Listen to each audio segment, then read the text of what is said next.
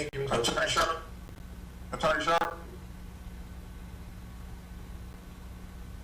Yeah, I don't have my hand up. Oh, okay. I do have a question, Mr. Parker and Mr. Gill. Before we go down this road, I asked about 2 months ago to look into eminent domain for Lot 9. It doesn't make any sense to make any substantial improvements or to have anything to do with the Phoenix Center without having that parcel of land that's emergency manager. So, Council President, just a brief address of that. So Attorney Chubb did provide an opinion regarding the use of eminent domain for that particular parcel of property. And I would go on record saying that Schemmel should have never sold it in the first place. But that aside, if the city were to develop a public purpose for the taking of that property that would survive the equity claims that would be in the property interest there, then you could pursue something. It would be very a slippery aspect of trying to define a specific purpose. The public purpose couldn't simply be that it would be beneficial to have extra land in the project that we're doing on the Phoenix Center. So we can go much further than that. It's Attorney Chubb applied that opinion, but certainly, as will be in my presentation in a few minutes, those ancillary possibilities of looking at adjacent properties, including the use of certain incentive tools and the things that you're referencing, are certainly part of tonight's presentation for the council to be updated in that aspect.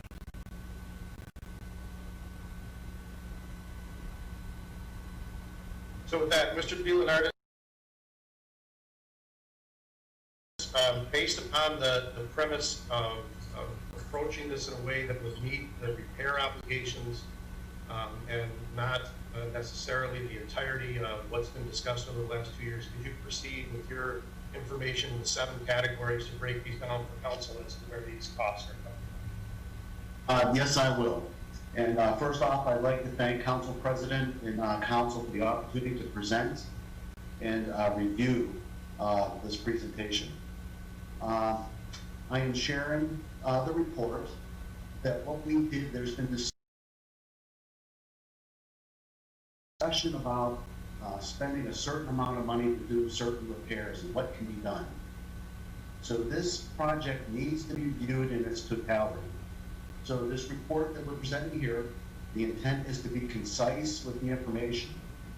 As you're aware, there are 7 major components to the project. The structural repair, and for us, that we see some of the damage and some of the emergency repairs that have been recently required, we see this as very critical.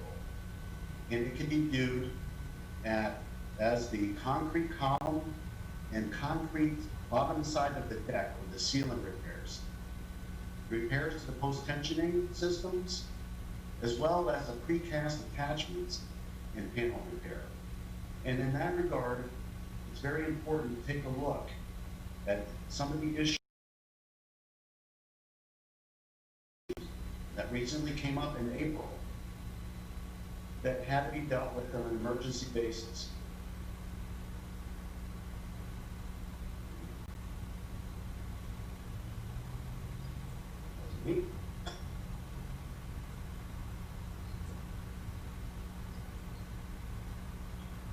And that occurred on the precast panels on the south side of the structure. You can see immediately adjacent the traffic lane and right over top the pedestrian walkway. And this precast panel that was marked was discovered during the design phase by the parking lot consultants, the experts in this field. And what they had discovered was that the supports or the attachments for this panel had deteriorated to a point where that panel was in danger of falling off. So with that, they provided information to do the emergency repairs on, I believe, around April 14th. And by the 1st of May, those structural repairs were completed. The concern is the structural deterioration continues, and that in regards to the safety of the public, of the structure, that it is important that we address this just as soon as possible. So that's included in the structural repair portion. And please pardon my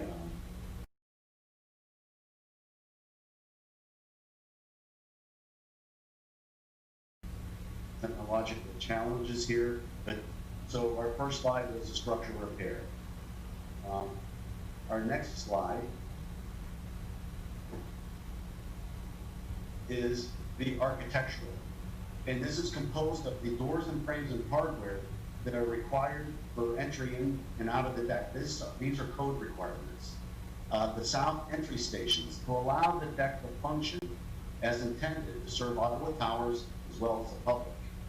The security mesh, because security is so important in parking structures to be able to attract more tenants for the use of the public that provide a secure deck. There are certain areas of metal ceiling replacement and other entrances into the structure that require. And we can see that is here at approximately $3 million. The elevator costs. There's been discussions about releasing portions of the work, structural repair, and the elevators. Well, the elevators cannot be installed without the electrical portion. That's what makes it so difficult to break the project up into smaller components. Not only is it not feasible to perform that work that way, it will be extremely costly. The plumbing repair is something that we've seen dramatically with the water that enters Orchard Lake Road from above during a storm, making that tunnel area very unsafe. That stormwater system needs repair, and that is all considered critical and necessary. The HVAC systems that would be required in order to serve the other major machine rooms, the electrical cooling, again, to make the project in total. Fire protection. We all understand the importance of fire safety, of life safety, and also Ottawa Towers demand to get this off their system, provide a new fire pump, the standpipes to fight a fire if it occurs in the deck, as well as an enclosed area where we have fire sprinklers. And then the electrical repair cost. This is truly the heart of the structure. We need this electrical power plant to provide for service for the lighting that's so important in the tunnel area, as well as the structure itself, to power the life safety systems, the traffic control systems, and also very importantly, the lighting throughout the structure. There's been a lot of talk and a lot of desire to see that lighting installed, particularly in the tunnel, but that is not possible with a complete electrical repair. Now, once again, what we're noting here are the critical needs, the necessary projects, and those things that are required or recommended for the project. Because once again, there is the economies of scale. There's also the efficiencies of doing this work at one time that we could create for the city. Now, it's extremely important to understand that these costs here do not represent a bid from out. We do not perform the work. What we do is we oversee it. We solicit the bids. The trade contractors are the ones that will submit those bids, and those are where we'll make the recommendations to award to those low responsive firms. So again, this is not an outbid. There's no need to go out and get other bids. That is the intent. That's why we were hired by the city. Lastly, the Plaza Amphitheater costs represent about 2.9 and involve the repair of the roof of the structures that are up there, the toilet rooms, the mechanical rooms. This does not include the repairs of the canopies. Cleaning up the brick pavers in that area. And then those items that we see listed here. An important component is the elevator freight part. That is not part of the other packages. That is included because it serves specifically the amphitheater area. There are toilet rooms up there that would need to be replaced, and then also the sanitary and domestic water to so serve those areas. The repairs that are included and the other areas are those that are required to serve the parking deck. So any required repairs on the upper level to expansion joints, the floor drains, the stormwater systems, those have been included in those other areas that we've already reviewed for the critical, necessary, and those recommended work. So with that, that is an overview, again, of the cost of the project, the fact that we cannot do just portions of the job. The project needs to be handled in its totality. Make sure that we are serving the needs of the city, of the community, to deliver that parking deck as an asset that it is for the city. So with that, Matt, that's our presentation. We also have Dave DeSuccio of IDS, as well as Jerry McKechnie of IDS. They're also available for any questions. Vince, if you could unshare your screen, I just want to show one last slide for this so that the council president and council can see if maybe I can just real quickly. Those categories that Mr. Leonardo says, just as a reminder of what's been presented at prior meetings, breaks down into these overall cost categories. And so he was breaking down those individuals. So when you have the structural slide of 4.7 million that broke down those different structural estimates, those would be the repairs required and mandated. And the architectural renovations, when we have that slide as a total cost, you can see how it breaks down from the critical and necessary and recommended costs. Anything that would be in the first two columns are absolutely mandatory under the language and the premise of the language of our obligations. Break that down, and so the difficulty and the challenge would be, as Mr. Leonardo is saying, is we have to find a way in some fashion to meet these potential bid costs, because we couldn't select and say, well, we won't do the plumbing because that saves us a certain amount to kind of buy this down. So that's essentially what we're dealing with. But I'd like to move on, unless there are questions. No, take questions. Yeah. I'll take from council people.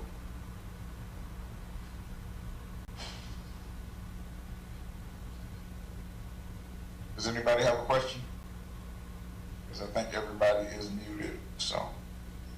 Yes, I do. Okay, go ahead, Councilwoman.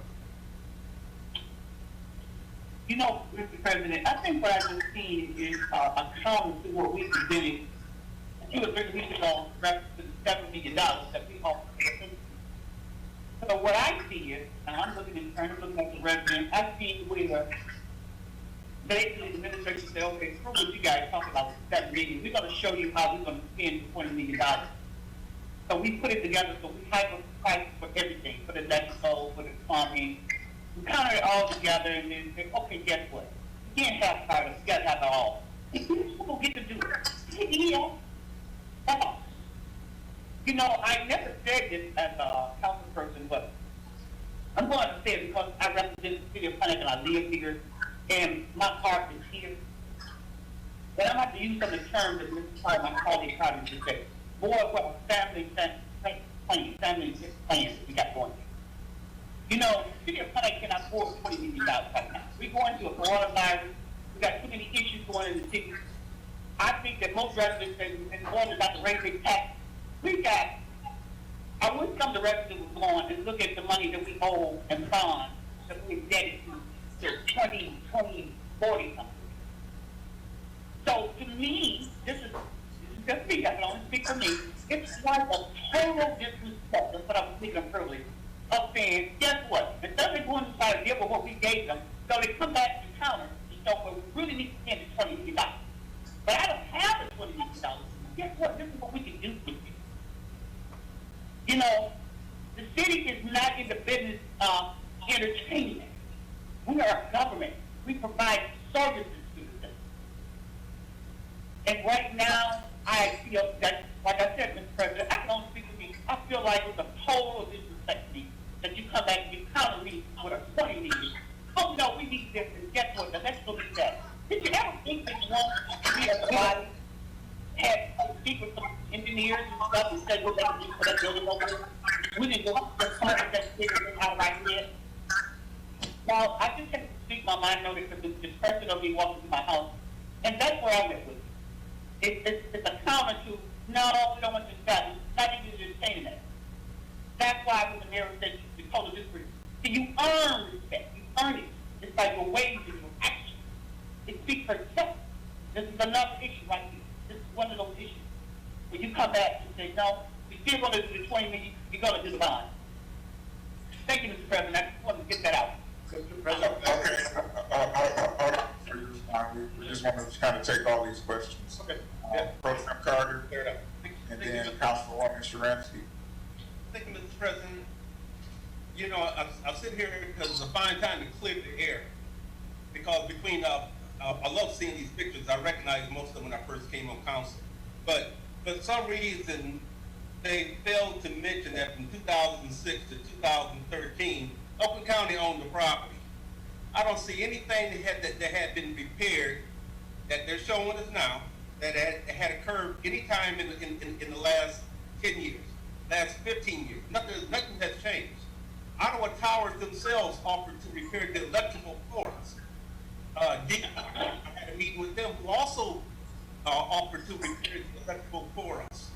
And the mere fact, again, that I would say again, if the city funding couldn't use their own risk management, and when they employed DPW Vince, and I remember Vince finding the boat slices that cut the wires in the Phoenix Center, in the electrical room.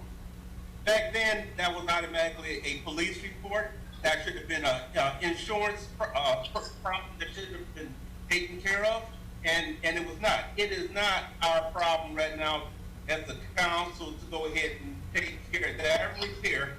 That is, I mean, Mayor, I would love to say something as bad as racketeering. You should have fixed it when you had a chance. When you first got on board, that guy could have did it. Matt Gibbs, you was on the county as the deputy executive between 206 and 213. And again, yourself, you were aware of all the damage that the Phoenix Center had.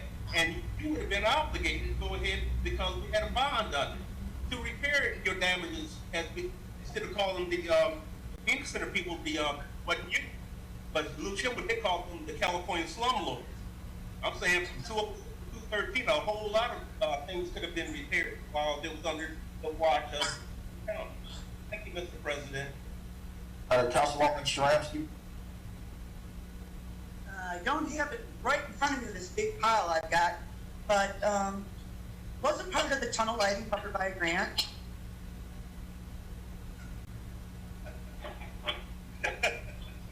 I can speak to that. Yes, that the city of Pontiac applied for a grant, and I think it was awarded by Dan Ringo, but in the neighborhood of $165,000. It's my understanding that grant is still available for use. They offset costs. Very important. So that's Okay, Mr. Gibbs. And thank you. Just a quick response to Councilwoman Miller. I'm listening with wide open ears, and I do at the end of this have many alternative ways of looking at and piecing this together, utilizing other incentive-based programs that might meet some of this. And I just want to assure you that this first part seems like a rehash, but we want to get the details so you know that how we're continuing to approach it and where we're at. And now this second half of the presentation is about what are the possibilities of the way that this can move forward. Now, I have to have Mr. Leffler and Mr. Lipscomb a very brief summary of what is the update if that would ever be an alternative. And I'm hearing loud and clear that there's a tremendous amount of emotion around the issue of bonds. But in fairness to you and to the public, I have asked Mr. Lipscomb to give a short presentation about where is that whole capital improvement bonds at right now, and what does that mean? Presuming that I'm going to say other options after he's done, right? So that Before you get there, Attorney Sharp. I just wanted to backpedal on what Councilwoman Sharansky asked about the lighting. If that is available, this is for the lighting. That has been an issue. Is there any reason why the city hasn't acted on that like ASAP and tried to obtain that so you could have the lighting? Because the bid packages for the total electrical package for the center itself, Attorney Sharp, that would be a component of that larger package. We didn't have, until we were able to finish the schematics and the actual engineering services that were contracted in March, we didn't have the ability to define the full scope of the package. So what could happen now is that grant could be pursued, which would be a nice source of supplemental funding, what would be required to restore the electrical, which would come next time. So we couldn't have been done earlier because the engineering detail was not known. Now that it is, as the mayor and the governor and others have said, that grant is likely still available, so it would be pursued at this point as part of a potential overall package of funding to get that work done. I definitely understand what you're saying, but I guess in a practical sense, I'm thinking that if this money was on the table or is on the table, and considering the dire need to have that lighting going through, like you couldn't have separated that out to at least get that taken care of. I mean, I understand what you're saying in the big scheme of things, but it would seem to me that you should still be able to separate that out and at least get that done, because that had been a problem with residents and many people complaining for quite some time. And that's completely acknowledged, and that was the purpose of asking for this meeting to be more than just a presentation, but a discussion, so that we could hear those directions and hear those thoughts. Wow. At the point now that it could be analyzed, whether it's practical from a construction aspect, to peel out parts of that. So we're listening loud and clear to that. Attorney Sharp will put that in the next step, which is why we're. Okay, Mr. Gibbs, if you can turn it over to the people so we can move on. Yeah, thank you, Council President. I do want to keep this moving for you, but give you enough tools. So I guess if Mr. Lipscomb could give his brief remarks first, Ron will take your remarks at this point. Sure. Hi. Are you able to hear me now? We are. Yeah, go ahead. Council President, members of the council, I appreciate the opportunity to meet with you tonight.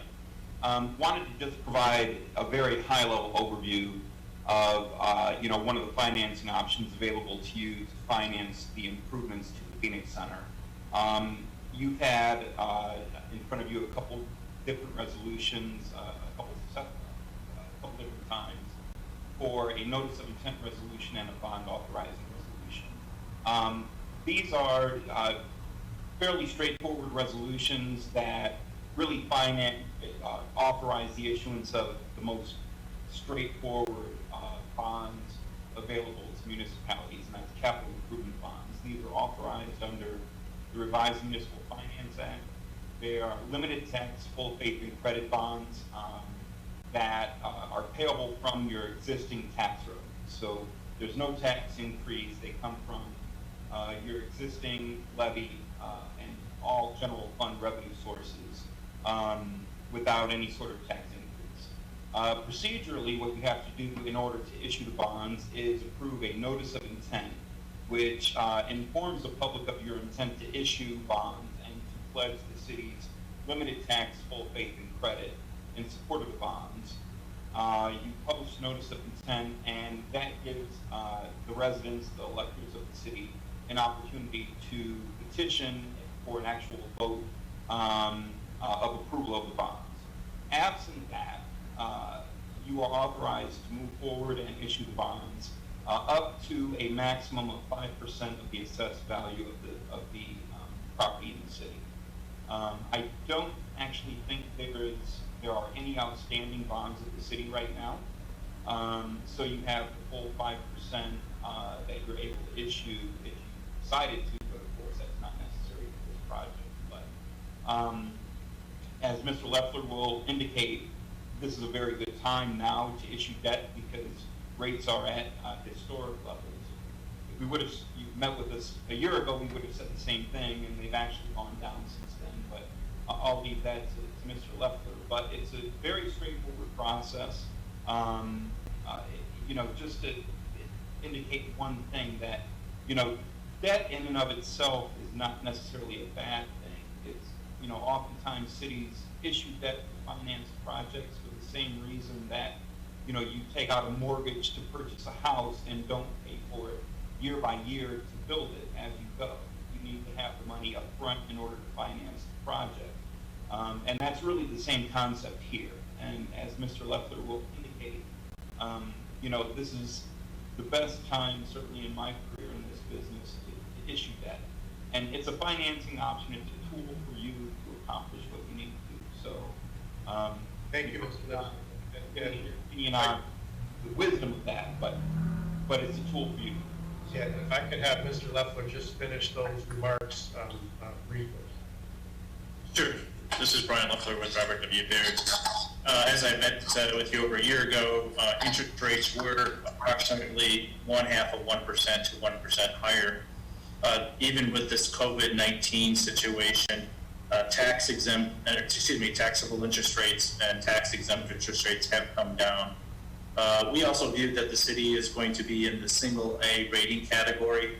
And so what we have shown you before is rather than financing 100% of it, that there could be combinations thereof in the schedules that we have provided to you, is that approximately based on the amortization period, your annual debt service per 1 million could range from $70,000 a year on a 20-year basis to 30-year basis to around 60,000. And again, these are using interest rates from 3.5% to 4%. Again, as I mentioned before, this is a good time, and that the one thing about Pontiac is being an investment grade is because one benefit to you versus other local units of government in the state is that your legacy costs are pretty much zero. So you pretty much are ahead of the game for that. But as we'll continue to monitor the bond market, but I'm going to turn it back to Mr. Gibbs so you can finalize the other options that are available. So some of the other options, and then Council President, you know, any of these funding options would be, you know, acceptable questions.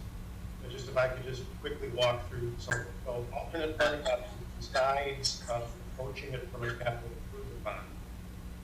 Of course, we talked about this. The fund balance and the unassigned fund balance that you've grown.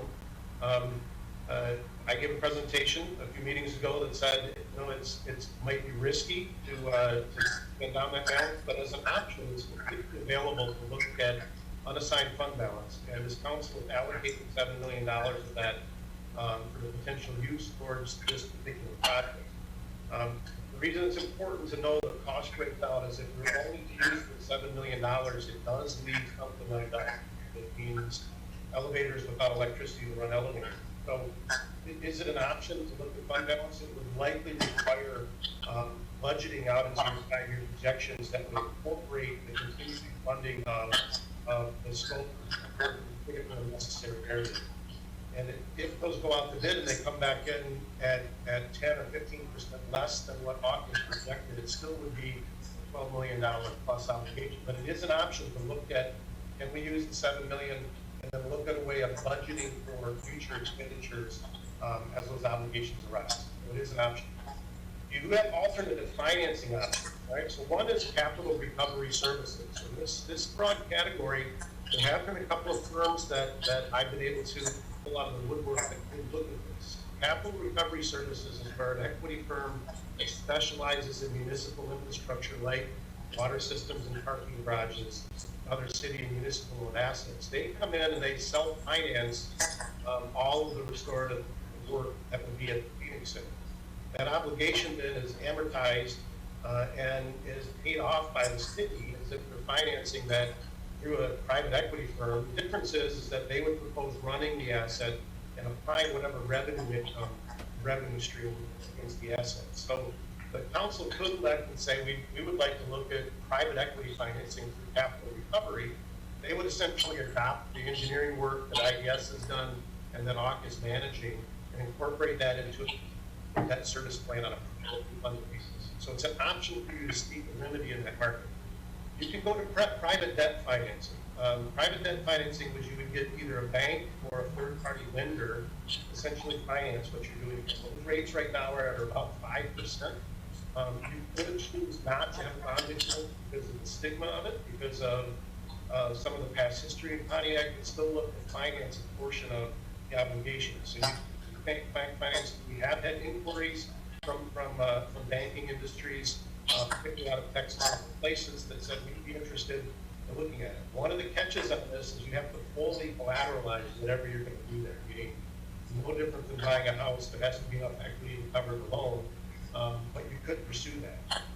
In public-private partnership areas, which is a little bit what Mr. Jasper was talking about, the distinction between the approach that we're taking on your behalf as opposed to Mr. Jasper is Mr. Jasper would be capitalizing, which, quite frankly, you'd be better off in the monetary capacity, just issuing capital improvement bonds and instructing Mr. Clark to think about it. It would be an immensely expensive aspect of all of the different things that he's doing, but there are public-private partnerships available to you.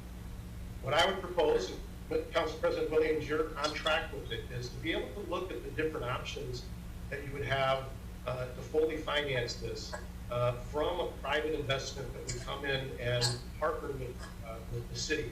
There's some tools, however, that you absolutely have to do. Now, most of you are familiar with the work that I did on the park project, which required us to come to the city, and you were very, very proactive in using tools there to make the numbers work on that site.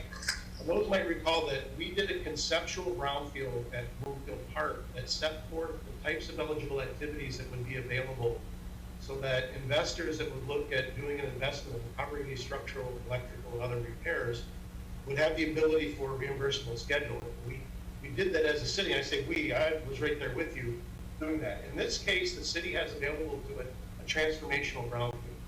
A community like Pontiac would be eligible for one transformational brownfield. I included the information in your packet that outlines what a transformational brownfield is. It's essentially a super capture, meaning it would look at all the eligible activities within that area to allow an investor to come in and say, we can absorb the cost of improvements outside of the capitalization of paying off the balance of the settlement agreement. So you have that tool available to you, much like you have the Obsolete Property Rehabilitation Act and the Commercial Rehabilitation District ability. Those particular areas, those three would give you the ability, if it was very proactive and very quick, to enact districts for the obsolete property and commercial rehabilitation and look at doing a pre-eligible conceptual transformational brownfield over that site. You can do all that. It sounds like a lot of complicated gobbledygook. It did back in the Brookfield Park site, and it has in others, but you do have these tools available to you that, quite frankly, part of the reason the RFP process that was gone through before was not because it was not administered correctly. It was because the tools at hand in that RFP could never make a substantive impact enough to get real investment out of the woodwork and come in and invest in these properties. Now, timing for all of that, is critical. If the city were to pursue the bond option, there's a 45-day notice period. Mr. Leffler said that start to finish would take about 90 days. In Mr. Auch's prior presentation, Mr. DiLenardis' prior presentations, he's indicated that ideally commencement of work would be in July, but clearly short of 90 days. But if the council were to go in that direction, we give him the funding commitment that would allow him to proceed with bid packages on all of those breakdowns that we saw at the beginning of this thing. If you were to go the route of spending existing unassigned or now allocated general fund balance, but with the idea of finding alternatives to completing the funding mechanism, these types of tools would have to be started almost at your next year because of the public notice requirements. But I want to make sure that they are available to you to explore that, including things like eminent domain and other aspects. All of those would build a potential package for you that would have all of that. So looking at this holistically, and Council President, I know I talked too much, but I'm about done, and I'll turn back to you for any questions. Looking at this holistically, there's a couple of ways that you can go. All of them are a little bit time sensitive, which now you're going to have a closed session on Friday to discuss. We can, as a city, look at simply marking this holistically and looking at what the debt service is. When Mr. Lefler says that you might get $60,000 to $70,000 on $1 million borrowing on an annualized basis over a 20-year period, your debt service is really good.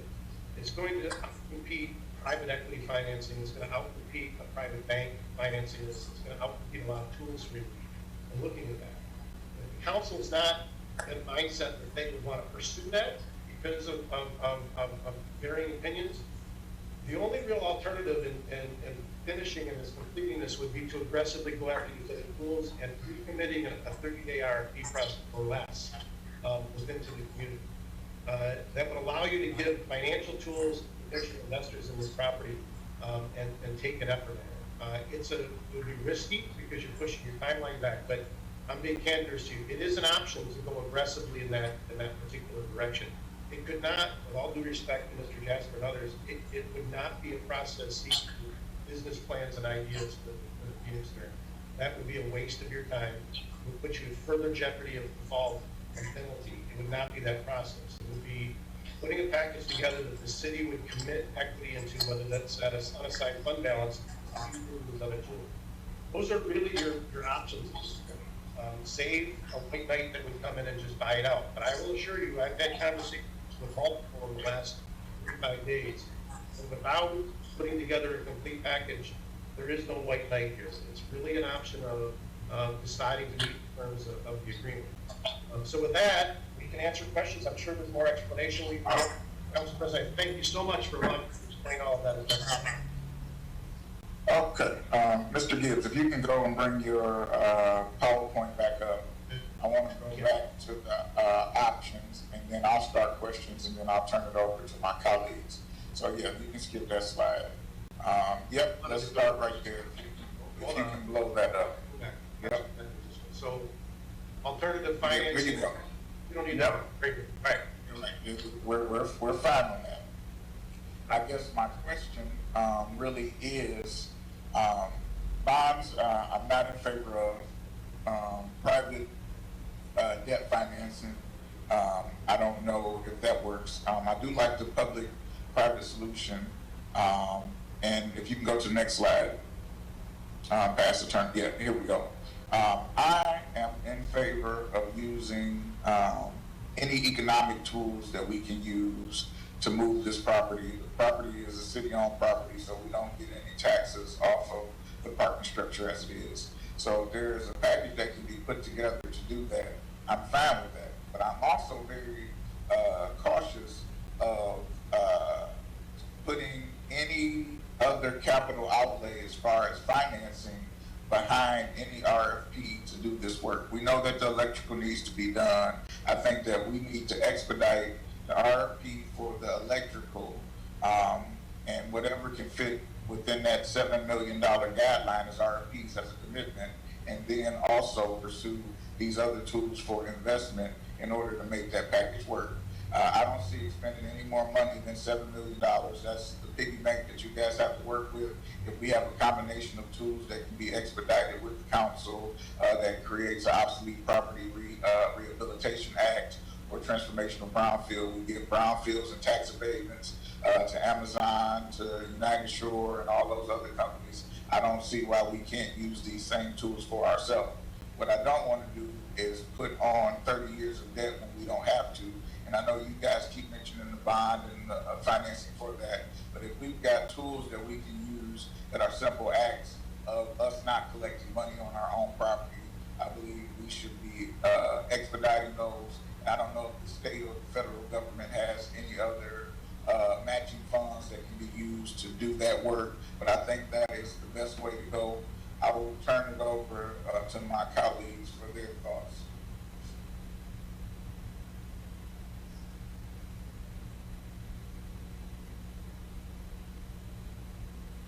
Pro Tem Carter. Thank you, Mr. President. You know, I sit back and I can't help but rehashing over this because there's a debt that Oakland County actually owes the city. There's also debts that the building authority had full control over the Phoenix Center, that they could have done exactly what they need to do instead of us waiting a decade to go through and do this. And I think this is, there's no statute of limitation on death at the moment. I'm saying that, if Oakland County acts as an absentee landlord, then the penny surface the damage value was under their control. The Oakland County Building Authority had obligations. It wasn't until the one of the final lawsuits that Oakland County was able to not be liable within the lawsuit. And one other thing, Mr. President, that these facts failed to mention was that the Ottawa Towers did have $1 million lien. And part of the lawsuit was that the city went through to destroy the building, to destroy the lien on the property. And it needs to be brought out publicly exactly what the city did.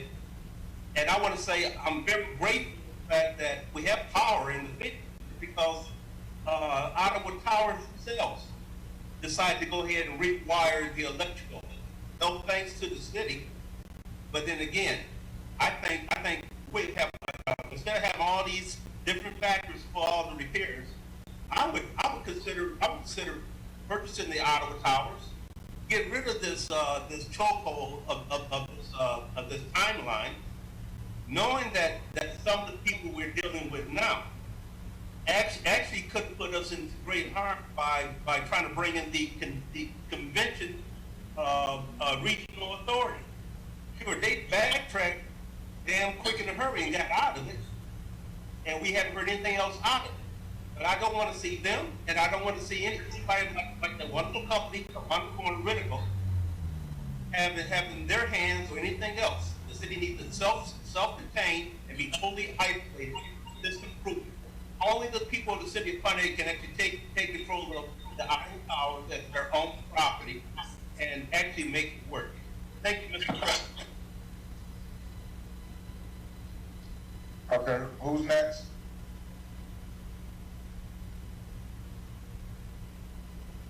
Councilwoman, Peeler? Thank you, Mr. President. My hand was not up because I'm going to leave this into the hands of those who are the expertise and know what they're doing, because this council has had more than enough time to shoot up their ideas. We signed the original paperwork in November of 2017. We haven't done anything. I think the experts that we trusted back then need to carry through with what we said we would do, which was the bonds. That's how we got out of the settlement agreement. We signed off on those bonds. Thank you. Okay, Councilwoman Sharansky? No comment. Okay. Councilwoman Miller? Just for the record, I did not vote for the bond. I voted for the no. So You weren't on council then.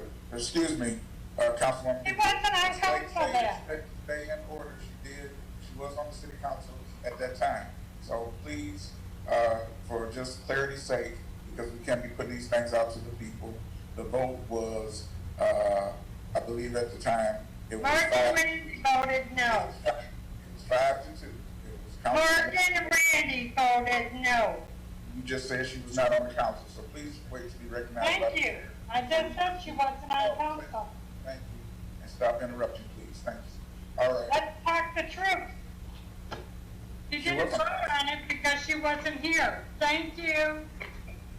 She did vote. I just told you the vote was 5-2. It was. And that was Mark and Randy. No, it wasn't. It was Miller and Carter. That's right. We'll have the clerk pull it up. Thank you very much. I'm very clear on this. My memory is great. So please let me conduct this meeting. Mr. President, can I say one thing, please? Yeah, go ahead. I just want to say one thing, for the record, for the audience.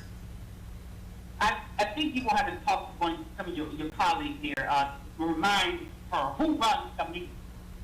It's not his problem. Thank you, Mr. President. Okay. So who did I miss on city council?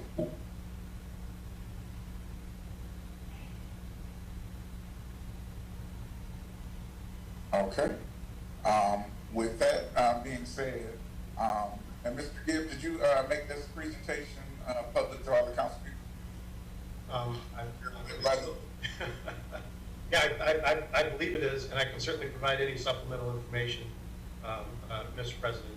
Yes, I would like that, and then I think that we need to prepare to vote next week on what options as a council we want to have for RFP, if any, and what do we want to instruct the administration to do as far as other options.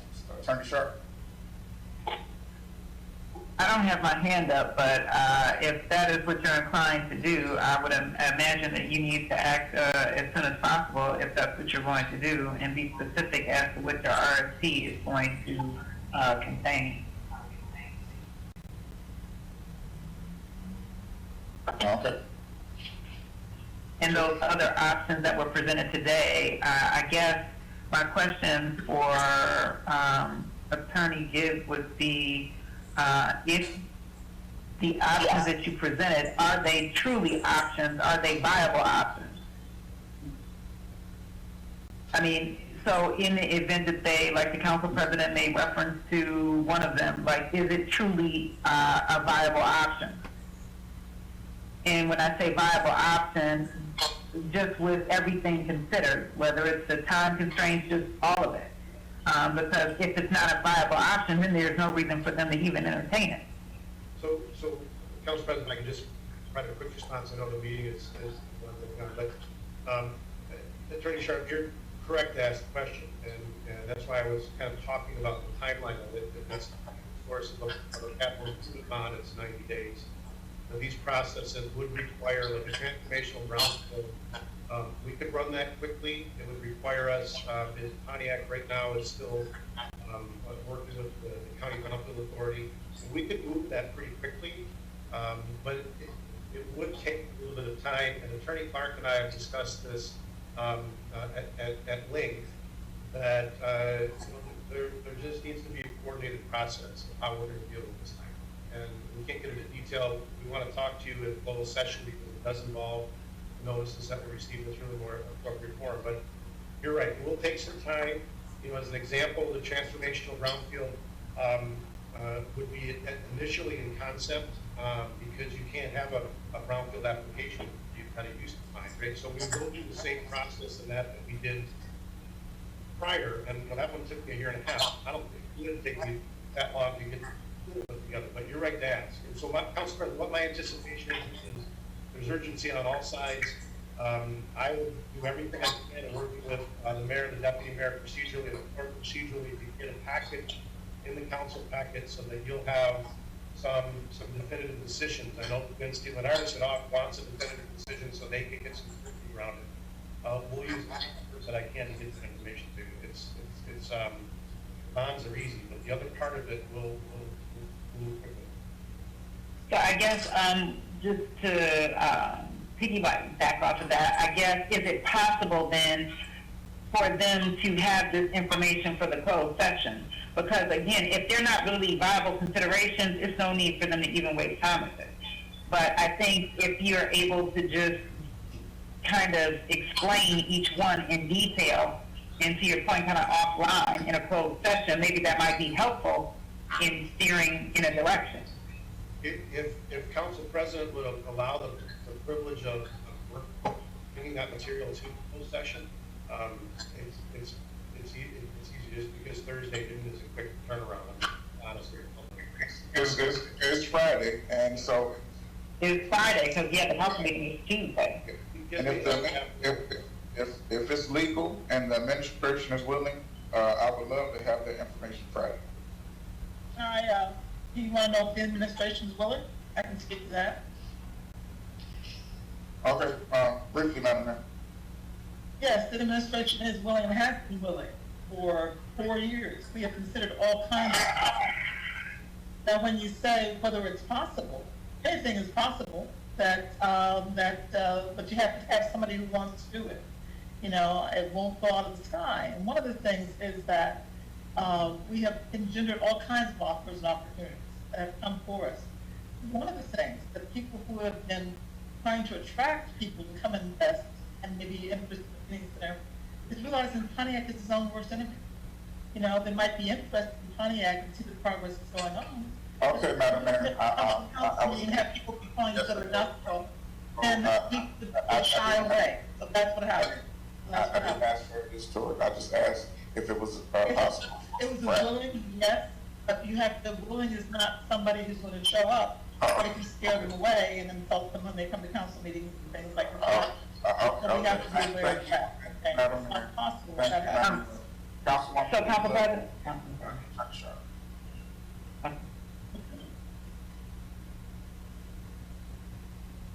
Councilwoman Bieber. Mr. President, I'm sorry. I got bounced out again, so I'm back. I'll make my comments during closing comments. Thank you. Okay, Attorney Sharp. The only reason I said that, again, just keeping the timeline in mind, is that if you're thinking of next week, right, trying to vote on some proposed resolution that will speak to your RFP, it's necessary for you to get this prior to that. So I just thought that if it was possible and they are viable options, then you need to have those considerations before Tuesday. Thank you. And you'll get the viability and the information you need, Mr. President, by your closed session on Friday. I'll make it happen. Okay, thank you. Any other council, got any questions or comments? Okay, seeing none, we're gonna move on to recognition of elected officials.